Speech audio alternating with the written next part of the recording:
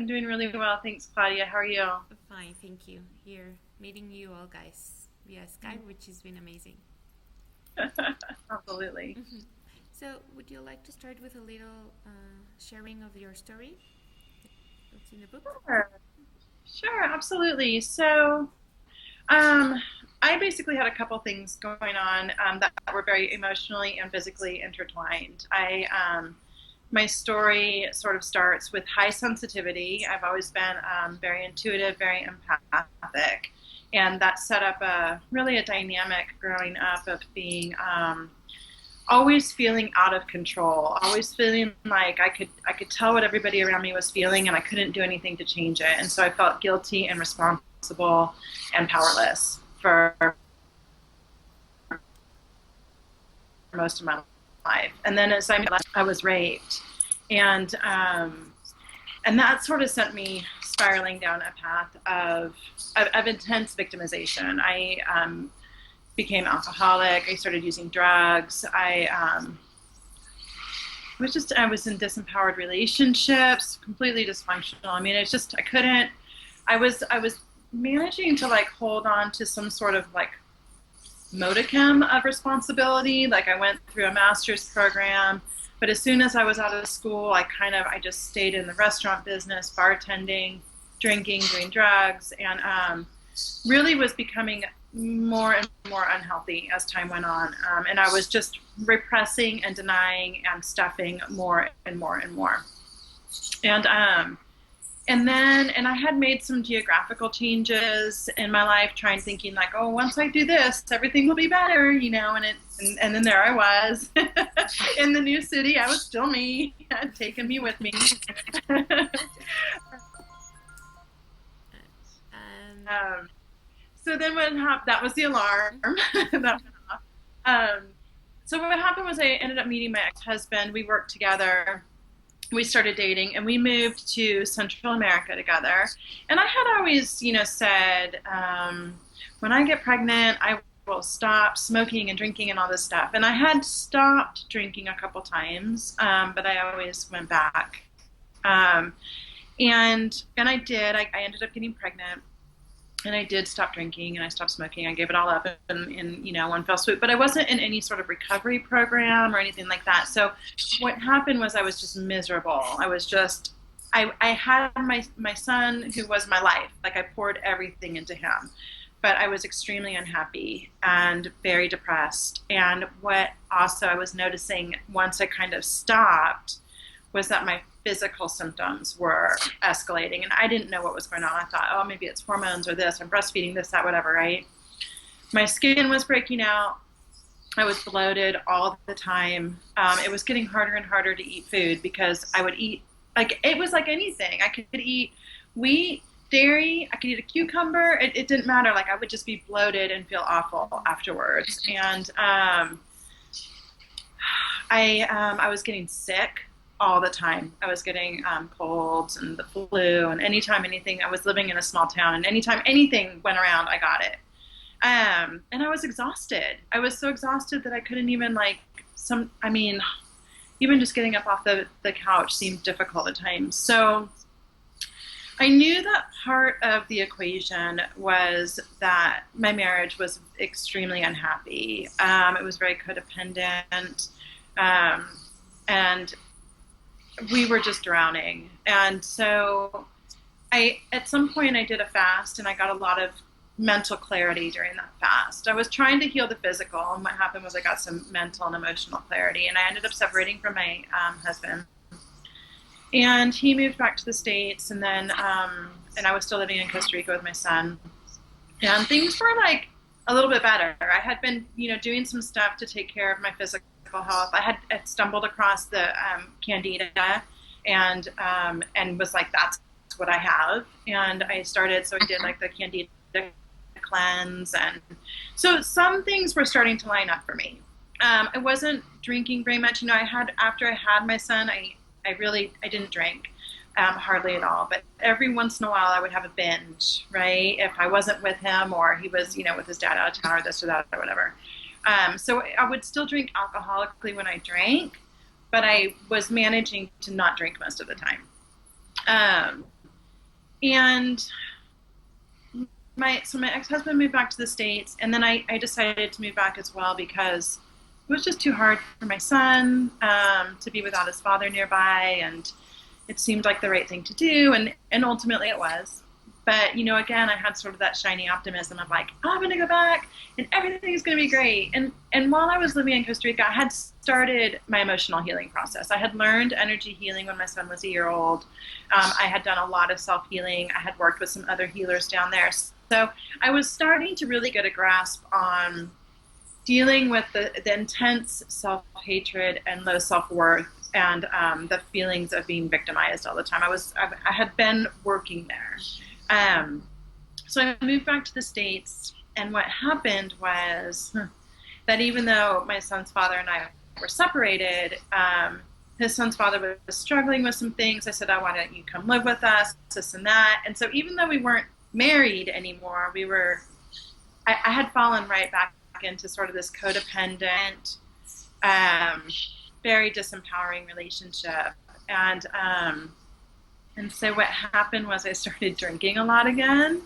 Plus, I was just in my old environment, and I was working in restaurants, and I was, it's just it was my pattern. I just slid right back into it, and I was feeling very disempowered and lost in my life. I wasn't doing any healing work. I felt powerless. I just felt lost. I had no direction. So my candida symptoms all flared up again too. And so, it was again a process of really, really getting real with myself. I ended up getting sober. Basically I come to Jesus moment. I had a white light moment where I was arguing with my ex-husband in the kitchen. It was late at night. I had accidentally locked him out.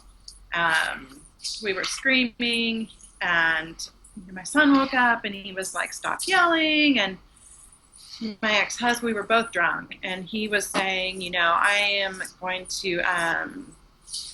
to take him away from you, blah, blah, blah. And it was in that moment that, it just all, I don't know what happened. I wish that I could describe what happened, but I felt, even though I had been working with energy and spirit for years, and I had a firm belief in God and my higher power. I had never felt it in this way before. I felt in that moment surrendered, supported, loved, honored. I felt clear. And I also, the obsession to drink or drug was completely lifted. It was absolutely lifted in that moment. I knew without a doubt what I was going to do. And I went to a meeting the next day, and I haven't had a drink or used a drug since. I haven't wanted to. I have, it started the process of healing. I still had to deal with the candida on the physical level. So I changed my diet. I did the cleanse. I dealt with my food sensitivities, and I started slowly rebuilding my life. I started working through fears. As I worked through my fears, I tackled one fear a day. It could be something super easy, like opening up a bill or making a phone call I didn't want to make. I would just do it, and I started to feel empowered, and I started to feel, I was flexing my faith muscle. I was really getting to a point of feeling like I had control over my own life, not in the sense of, it was a surrendered control, if that makes sense. I felt very much empowered by my connection to myself and my connection to spirit. And that was when the bigger shift took place. And I started, as a result of that, being able to really commit to my healing practice. I started to see more clients again. I started to feel like it was something I could really do with my life. And, over the course of, 6.5 years, I completely created, I did a 180 in my life. And I am now at a point where I love my life. I absolutely adore my life. I love the relationships I have. I have a much better relationship with my son. I have I have a relationship with a partner that is very supportive and communicative, and I feel very honored in it. I am, a full-time healer and coach, and I'm starting to travel with my work. I'm doing group programs. I mean, it's like everything. It really is. Before I moved back from Costa Rica, I put down on paper what I wanted to do, and it what my vision for my life was, and to be honest, I looked at it and I was like, there was a part of me that was like, yeah, I'm gonna make it happen, but there was that voice inside of me that was like, there's no way this is ever gonna happen, and it's happening. It's happening now. It's happening now. It's great. Yeah. So who are the people that come looking for you, that seek for your help?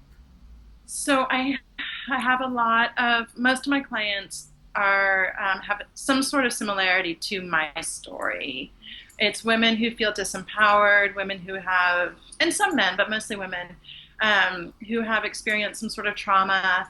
A lot of my clients have candida or other illnesses that are a manifestation of disempowerment, and a lot of women working through with limiting beliefs to live the life that they love. But most of them come to me they've experienced some sort of trauma in their childhood or adolescence that they're trying to work through. How do you help? What is the process for you to help them to lose that feeling of disempowerment? Yeah, so I'm an energy worker, and I am a Reiki master, and I've studied also pranic healing and matrix energetics. So a lot of the time with my client, whether it's in person or remote, is spent in the actual energy healing. And I'm a psychic medium, so I'm able to, and I'm highly empathic. So what I'm able to do is sense or see or connect with their angels and guides and receive the information of this is where the trauma occurred and this is how it's being held in the energy body. And this is what we can do to shift the pattern right now in the moment. And this is what the person can do to continue to shift the pattern moving forward. Because what happens a lot of times, and maybe somebody can relate to this analogy, is you go to the chiropractor, but then you leave and you feel great for like 2 hours, and then your body kind of reverts back to where it was. And everything is energy, and everything is arranged in patterns of energy. And so we can shift the energy, but if you don't follow through, then the shift doesn't necessarily hold. So I'm able to receive information from my team and my clients' teams about how that person can work to maintain the shift that has been achieved. And, sometimes it can happen in a few sessions. Sometimes it takes 4 or 5 sessions. It depends on a lot of factors. Sometimes there are multiple things going on. And then I also do some coaching with some of my clients. So I have different programs and different things. You can do, sessions, packages of sessions, programs, just sort of depending on their focus. And also, so I may have somebody, say a woman who's going through a major relationship change. And what's happening is she wants to get out of a relationship that's abusive or disempowering or whatever. But the reason that she's in the relationship is because of some sort of trauma that occurred in childhood. So there's dealing with the initial event or events, the initial patterns, and then it's resetting the patterns and then supporting her to actually make the changes moving forward as well. What are the most common physical manifestations of these feelings of disempowerment? Okay, candida is a very, very common one. Autoimmune diseases, some of them are as well, when the body starts attacking itself. That happens a lot for people who have been abused as children. Verbal abuse is a big factor in that. And it manifests as the body attacking itself. Those are what I mostly deal with, and all digestive disorders. I have IBS, Crohn's, so which is also disempowerment and feeling like you have no control or that you're not being nourished or nurtured in the way that you have a right as a human being to be nurtured and nourished. Okay, that's very interesting. What are the biggest challenges that you have with your practice or with your clients? To be honest, I don't really have any. Um, I don't know if it's because of the nature of my work, that every once in a while I have a client who's a little resistant to the information or resistant to doing the follow-up work, but it's pretty like cut and dry. Like we see what's going on and then they have a choice, right? And most of the people that come to me, and it hasn't always been this way, Claudia, but it has been in the past couple of years, that the people that are coming to me, they're ready to be done. They have a high willingness to get out of the pattern that they're in. And I think that the fact that I'm able to see, so I see that this is what happened. This is the pattern that's expressing itself in your energy body. And they can immediately identify with it, like, oh my God, yes, that's what's going on. So then I can say, and your guides are saying that this is a great way for you to move forward. And they go, oh my God, that makes so much sense, right? So it's very, I mean, it is like woo-woo, but it's also extremely practical. And typically it's really easy. The solution is typically really easy.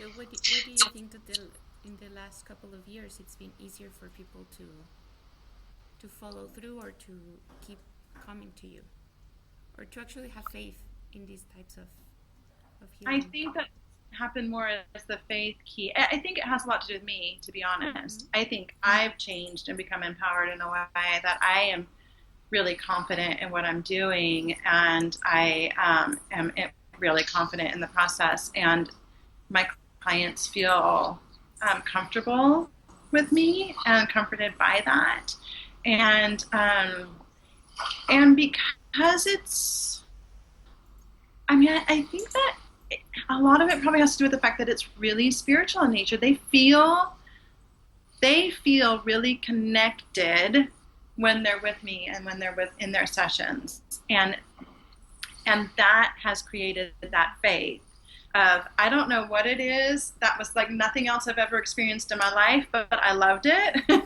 It felt good, and I want more. I want to continue shifting this. I want to feel better. Is there one word, if you could describe your journey, what would that be? One word? Yeah. If I could use several, it would be from fear to faith. Mm-hmm. If I could use one, it would be empowerment. Empowerment. Why Yeah. From fear to faith?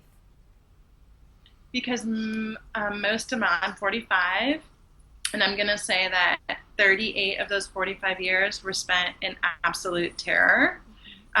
Fear that I wasn't good enough, fear that I wasn't going to get enough, fear that people didn't love me, I mean, you name it. I was afraid. My life was like a dark energy bomb. I had moments of brightness, but I was scared perpetually. And now I don't want to say that I don't ever experience fear, but it's not the same anymore. When a fear pops up, I like see it and I look at it and I'm like, is that real? And I'm like, usually it's not. I'm like, give it up to spirit and say like, okay, this is like kind of what I need to work out. And then it's amazing. Yeah. It's amazing. Such a relief. What would you recommend people that feel lost? Because sometimes they don't even know what is blocking them. So what would you recommend people that are starting looking to heal?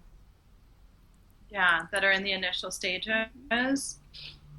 I think that the most important thing that they could do would be to carve out a little bit of time every day, even if it's just 10 minutes, to ask themselves, like, to be quiet.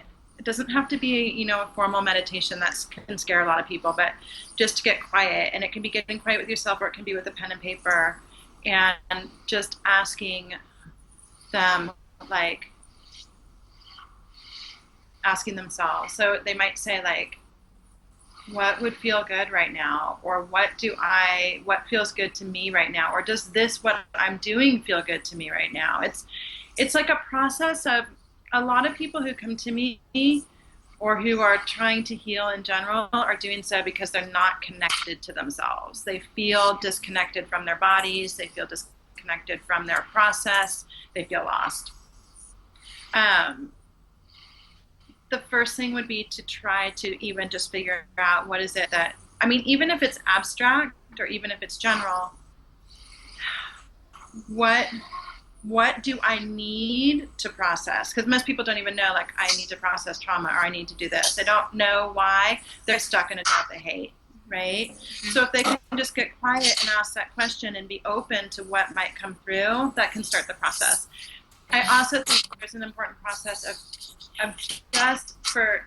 just surrendering as much as possible. It's hard to give up control, but if we can just say, whether you believe in spirit or not, you can just set an intention and put it out into the energy field that you be led to the right person to help you. And then to take a little action around it. And that might just say to a girlfriend, like, I feel really lost and confused. Do you know of anyone? Or do you have a resource for me? We tend to isolate in our dis-ease, right? In our discomfort, we tend to wrap it around ourselves and pull back. So just trying to start the process of knowing oneself, whether through quiet time or journaling, and then being willing to surrender a little bit and be open to the right person, or that being open to the right video might come across your path, or that the right book might fall into your hands, right? And just, if you can open that door, it absolutely will. Thank you. That is an amazing one. Okay, so thank you so much for the interview, for your time. Yeah. And I